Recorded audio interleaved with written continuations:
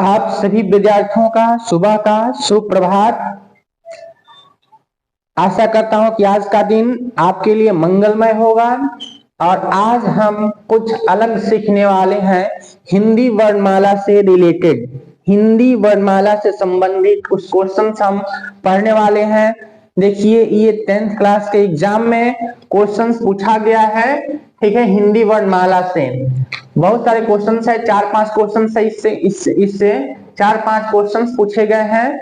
आप लोग ध्यान से इसे देखिएगा, वीडियो को स्किप मत कीजिएगा।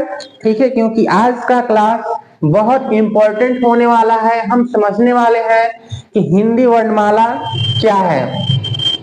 देखिए, हम जो कुछ भी बोलते हैं, ठीक है, जो कुछ भी बोलते हैं उसके लिए हमें वर्ण की आवश्यकता होती है। वर्णों के मेल से शब्द बनता है। वर्णों के मेल से क्या बनता है बाबू? शब्द बनता है। और शब्दों के मेल से वाक्य बनता है। शब्दों के मेल से क्या बनता है? वाक्य बनता है। तो वर्ण जो होता है, सबसे हिंदी की सबसे छोटी इकाई मानो तो हिंदी की सबसे जो छोटी इकाई होती है वो क्या है? वर्ण है। तो आइए हम हिंदी में टोटल कुल कितने वर्ण हैं ये पूछा जाए आपसे कि हिंदी में टोटल कितने वर्ण हैं, तो टोटल 52 वर्ण है। 52 कितने वर्ण है? 52। देखिए, आज का क्लास बहुत इंपॉर्टेंट है। जो डीएलएड बीएड का फॉर्म भरे हैं उसमें भी ये चीज पूछा जाता है। ठीक है, हिंदी व्याकरण से रिलेटेड है। ये जितने भी एग्जाम होते हैं, बोर्ड के एग्जाम, हिंदी का पेपर होता है, इंटर लेवल हो, मैट्रिक लेवल हो, सब में यहाँ से क्वेश्चंस 2-4 क्वेश्चंस हमेशा ही पूछा जाता है। ठीक है, यूपीएससी का कोई भी पेपर आता है उसमें अगर हिंदी है तो हिंदी से रिलेटेड यहाँ से क्वेश्चंस बहुत सारे पूछे जाते हैं। तो ये बहुत बहुत समझिए कि इतना इंपॉर्टेंट है कि हम बता नहीं सकते। बहुत इंपॉर्टेंट ये क्लास है। तो हमने देखा कि हिंदी वर्णमाला में कितने वर्ण होते हैं? 52। इन्हीं 52 वर्णों के मेल से हम शब्द का निर्माण कर पाते हैं। इसी 52 वर्ण है, इसी 52 वर्णों के मेल से ही शब्द बनता है और शब्द मिलकर वाक्य बनता है। ठीक है, और हम जो कुछ भी पैराग्राफ और वाक्य मिलकर एक पैराग्राफ बनता है। तो अगर वर्ण नहीं होते हैं तो क्या हम हिंदी बोल पाते हैं? नहीं बोल पाते, समझ में नहीं आता कैसे बोले। ठीक है, तो वर्णों के मेल से ही शब्द बनता है। अब आइए हम जानते हैं कि इसमें वर्ण होते कितने हैं। वर्ण जो होते हैं वो मूलतः 2 प्रकार का होता है, व्यंजन वर्ण और स्वर वर्ण। व्यंजन वर्ण और स्वर वर्ण होता है। तो व्यंजन वर्ण किसे कहते हैं? जैसे हमने क ख ग घ अंगा पढ़ते हैं, तो क ख ग घ अंगा 5 ठो, ये क वर्ग, इसको बोलते हैं क वर्ग। इसको क्या बोलेंगे? क वर्ग। क वर्ग मतलब क का पूरा लाइन है क का। ठीक है, क ख ग घ ये क वर्ग है। कौन सा वर्ग है? तो क वर्ग है। अगर क वर्ग की बात किया जाए तो ये क वर्ग हुआ। ठीक है, वैसे ही ये च वर्ग है, इसको क्या लिखेंगे? च वर्ग, च छ ज झ य। ठीक है, ये ट वर्ग है, ट वर्ग है, ये त वर्ग है। समझ में आ रहा है? त वर्ग है, त थ द ध न। प वर्ग है, प वर्ग है। ठीक है, लेकिन यर ल व, यर ल व, ठीक है, और क्लावे से दंडी से ह छ त्र ज्ञ अस्त्र। तो समझिए, यर लव में य र ल व स लावे स डंटी स लावे स मूर्धन्य स और डंटी स रह। ये यहां से लेकर यहां तक जो होता है वो 33 होता है। 33 जो कि व्यंजन होता है, जो कि व्यंजन होता है। सबसे फर्स्ट ऑफ ऑल कि जो क वर्ग है, च वर्ग है, ट वर्ग है, त वर्ग है, प वर्ग है, य र ल व तलावे स, मूर्धनी स, दंड स और ह, यह क्या है? व्यंजन है। इसको जब गिनिएगा ये टोटल को, ये जो ब्लैक में लिखा गया है यह क्या है? व्यंजन वर्ण है। कौन सा वर्ण है बाबू? व्यंजन वर्ण है। तो व्यंजन वर्ण की संख्या पूछिए आपसे तो क्या बोलिएगा कि व्यंजन वर्णों की संख्या कितनी है? तो 33 है। ठीक है, समझ में आया? अब देखिए जो भी वर्ग है जिसमें वर्ग लगा हुआ है, जिसमें की वर्ग लगा है, जैसे क वर्ग, क वर्ग, च वर्ग, त वर्ग, त वर्ग, प वर्ग, जिसमें वर्ग लगा है, जिसमें भी वर्ग लगा है, देखिए क वर्ग है वर्ग, इसमें भी वर्ग लगा है, इसमें भी वर्ग, इसमें भी वर्ग, इसमें भी वर्ग, सारे में वर्ग लगा है कि नहीं लगा है? देखिए ध्यान से, वर्ग लगा है, क वर्ग, च वर्ग, ट वर्ग, त वर्ग, प वर्ग, इसमें वर्ग लगा है। तो जिसमें वर्ग लगा है उसको हम बोलते हैं स्पर्श व्यंजन। क्या बोलेंगे बाबू? स्पर्श व्यंजन। क्या बोलेंगे? फिर से बोलिए, स्पर्श व्यंजन। देखिए समझना बहुत इंपॉर्टेंट है। अगर ये क्लास आप पूरा देख लेते हैं तो यहाँ से कोई भी क्वेश्चन आपसे छूटने वाला नहीं है। तो इसको बोलेंगे क्या? स्पर्श व्यंजन, स्पर्श व्यंजन। कौन सा व्यंजन? स्पर्श व्यंजन। कौन और किसको बोलेंगे? जिसके साथ वर्ग लगा है। क वर्ग, तो क का पूरा जो वर्ग है वो क्या हुआ? स्पर्श व्यंजन। च वर्ग मतलब च वर्ग मतलब च छ ज झ पूरा क्या है? स्पर्श व्यंजन है। ट वर्ग मतलब ट ठ ड ढ अ ये सब क्या है? स्पर्श व्यंजन है। त वर्ग त थ द ध न ये क्या है? स्पर्श व्यंजन है। प वर्ग प फ ब भ म यह क्या है? स्पर्श व्यंजन है। तो टोटल स्पर्श व्यंजनों की संख्या कितनी हो गई? 25 स्पर्श व्यंजन। समझ में आया? इतना समझ में आया? अब देखिए य, र, ल और व, यह क्या है? अंतस्थ व्यंजन है। कौन सा व्यंजन है? अंतस्थ व्यंजन। य, र, ल और व, य, र, ल, वाह, ठीक है, अंतस्थ व्यंजन है जिसमें बहुत ही कम मात्रा में वायु जो है हम बाहर अंदर लेते हैं और फिर उसको बाहर फेंक देते हैं। या र ल व, तो उसको अंतस्थ व्यंजन होता है। ठीक है, बहुत कम मात्रा में वायु जो है हमारे अंदर से निकलता है तो उसको अंतस्थ व्यंजन अंदर से बोला जाता है। य, ठीक है, जीभ को पीछे खींच रहे हैं, र, ल, व, तो क्या है? अंतस्थ व्यंजन अंदर से बोला जाता है। तो य, र, ल और व क्या है? चार जो है वो अंतस्थ व्यंजन होता है, अंतस्थ व्यंजन होता है। तलावे स, मूर्धनी स, दंती स और ह, यह क्या है? ऊष्म व्यंजन। ऊष्म व्यंजन, इसमें संघर्ष करना पड़ रहा है, जीभ को, तालु को, पूरे मुंह को स्पर्श करना, संघर्ष करना पड़ रहा है। उसमें बहुत सारा गर्म वायु जो है बाहर की तरफ निकल रहा है। स, सा, ठीक है, सा बोल रहे हैं। तलावे सा, मूर्धनी सा, मन बहुत सारा हवा जो है हमारे अंदर से बाहर की तरफ निकल रहा है। तो सा, तलावे सा, मूर्धनी सा, दंती सा, हा बोला है ना, हा मान बहुत सारा हवा एकदम से बहुत सारा गर्म हवा बाहर निकल रहा है हमारे अंदर से, तो उसको उष्म व्यंजन बोलते हैं। क्यों उष्म व्यंजन बोलते हैं? क्योंकि गर्म हवा निकलता है उष्मा की तरह, तो वो उष्म व्यंजन होता है। कौन कौन सा?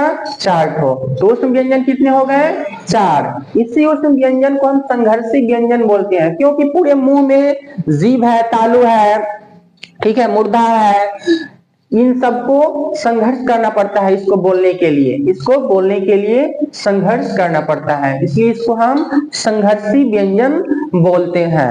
अब आइए छ, त्र, ज्ञ और स्र, छ, त्र, ज्ञ और स्र, छ, त्र, ज्ञ और स्र में क्या अंतर है? छ, त्र, ज्ञ और स्र में क्या अंतर है?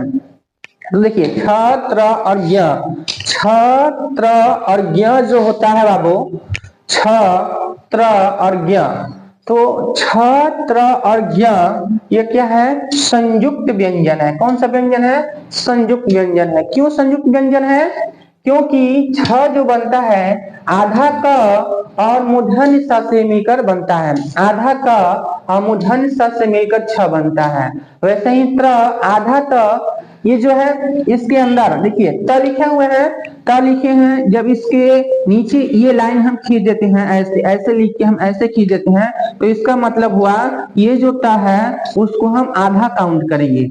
ठीक है, तो त्र कहने से आधा त और र मिलकर त्र होता है, ज य और आधा ज से मिलकर ज्ञ बनता है, स्र तलावे स आधा तलावे स और पूरा र मिलकर स्र बनता है। तो दो चीजों के मेल से संयुक्त होकर, जब दो चीजें आपस में संयुक्त होकर एक चीज किसी पदार्थ का निर्माण करती है तो उसको संयुक्त बोलते हैं। संयुक्त मतलब क्या? जोड़ना। संयुक्त मतलब दो चीजों का जोड़ना। तो ये दो चीज जुड़कर निर्माण होता है छ का, इसीलिए छ त्र ज्ञ और स्र को हम क्या बोलते हैं बाबू? संयोग व्यंजन। क्या बोलेंगे? संयुक्त व्यंजन। तो यह संयुक्त व्यंजन है। इसकी संख्या कितनी होती है? तो संयुक्त व्यंजनों की संख्या जो होती है वो 4 होती है। ठीक है, इतना समझ में आ गया। व्यंजन के बारे में समझ में आ गया। अब आइए वर्ण पे, स्वर्ण वर्ण पे। तो स्वर्ण वर्ण की संख्या कितनी होती है? स्वर्ण वर्ण की संख्या जो होती है वो 11 होती है। कितने होती है? 11। स्वर्ण वर्णों की संख्या 11 होता है। कौन कौन सा? तो देखिए अ आ छोटी बड़ी छोटा उ बड़ा उ री ए ओ औ, ये 11 जो है वह क्या है? स्वर्ण वर्ण है। कौन सा वर्ण है? स्वर्ण वर्ण है। ठीक है, इसमें और अंक और अह जो आता है, अंक और अ के साथ जो अंक और अह आता है यह क्या है? आगत व्यंजन। इसको बोलते हैं हम, इसको कौन सा व्यंजन बोलते हैं? आगत व्यंजन। ठीक है, आगत व्यंजन। इसको अंग को अनुस्वार भी बोलते हैं। अनुस्वार वर्ण और इसको चंद्र बिंदु जिसमें चंद्र बिंदु लगा होता है उसको चंद्र बिंदु वर्ण। अह जो है इसको विसर्ग में काउंट होता है, ये विसर्ग में काउंट होता है, विसर्ग वर्ण। ठीक है, तो ये समझ में आया। अंग और अह को हम आगत व्यंजन बोलते हैं। आगत व्यंजन या अनुस्वार और विसर्ग। अनुस्वार, इसको अनुस्वार और विसर्ग भी बोलते हैं।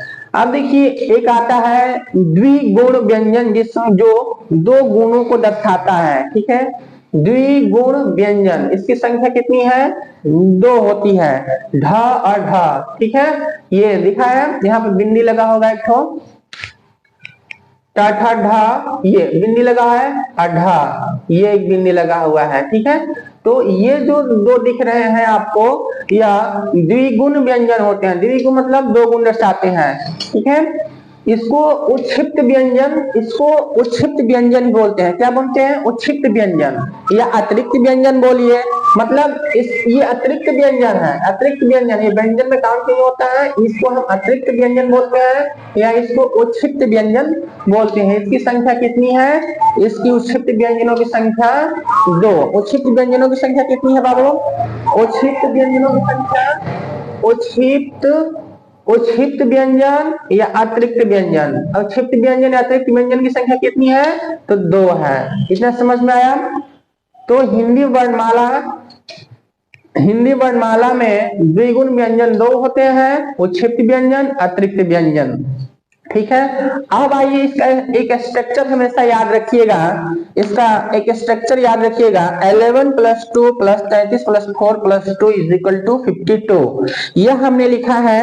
ठीक है, यह मैथमेटिकल फॉर्मूला समझिए। क्यों मैथमेटिकल फॉर्मूला समझिए? क्योंकि इसी से अगर आपको ये याद होगा ना बाबू, ये याद होगा तो बहुत सारा क्वेश्चन आप लोग हिंदी का हल कर ले जाएंगे। कैसे?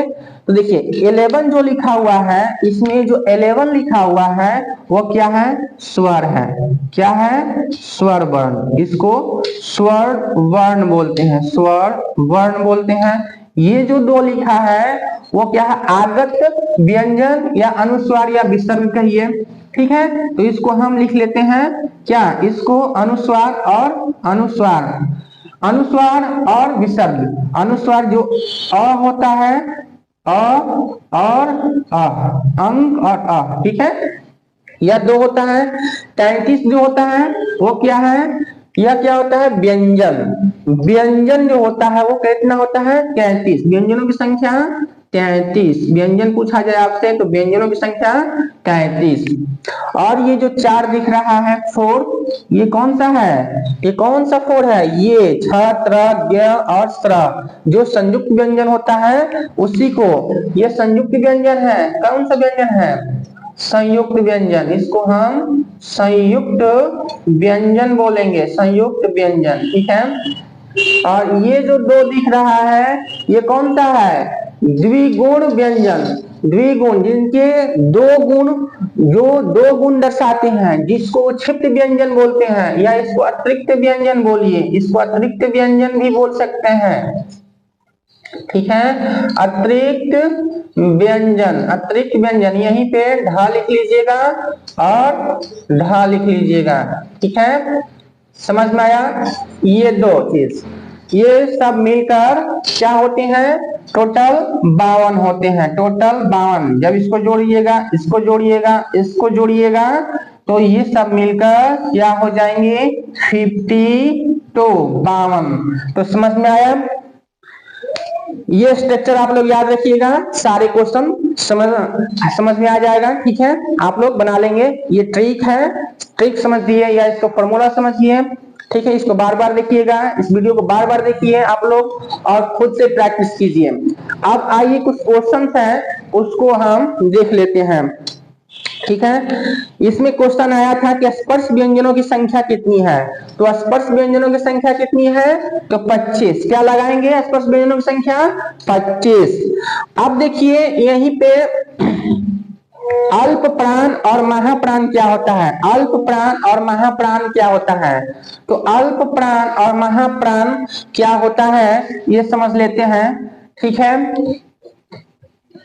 अल्प प्राण और महाप्राण क्या होता है, अल्प प्राण और महाप्राण किसको बोला जाता है और यह क्या होते हैं, चलिए हम समझते हैं अल्प प्राण और महाप्राण।